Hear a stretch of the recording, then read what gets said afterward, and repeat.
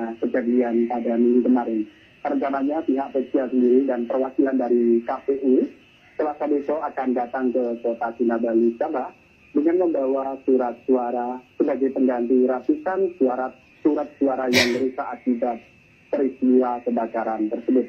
Sementara berdasarkan informasi yang kami terima dari Ketua PPLN Kota Kinabalu, Cahyono Ristam, peristiwa terbakarnya ratusan surat suara terjadi saat tim kelompok penyelenggara pemungutan suara luar negeri atau KPPSLN baru saja menerima logistik surat suara yang akan dialokasikan di 3 titik kotak suara keliling atau KSK dari PPLN Kota Kinabalu. Baru perjalanan sekitar 1,5 jam dari Kota Sandakan menuju ladang sawit di daerah Sukut.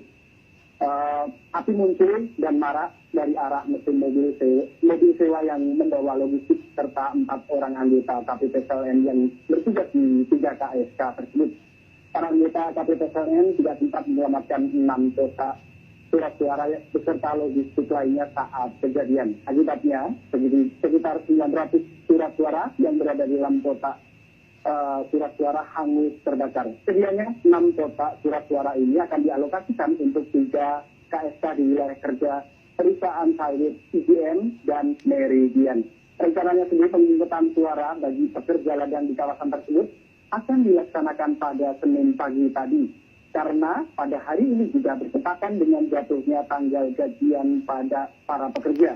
Sehingga harapannya dapat menjaring lebih banyak suara dari para PKI yang bekerja di kawasan tersebut. Sebagai informasi bahwa di wilayah kerja PPLN Kota Kinabalu sendiri terdapat 433 titik KSK yang tersebar di 4 wilayah seperti Cina Batangan, Sandakan, Pugat, dan Labuhan. Dengan total jumlah DPT KSK sekitar 140.878 pemilih.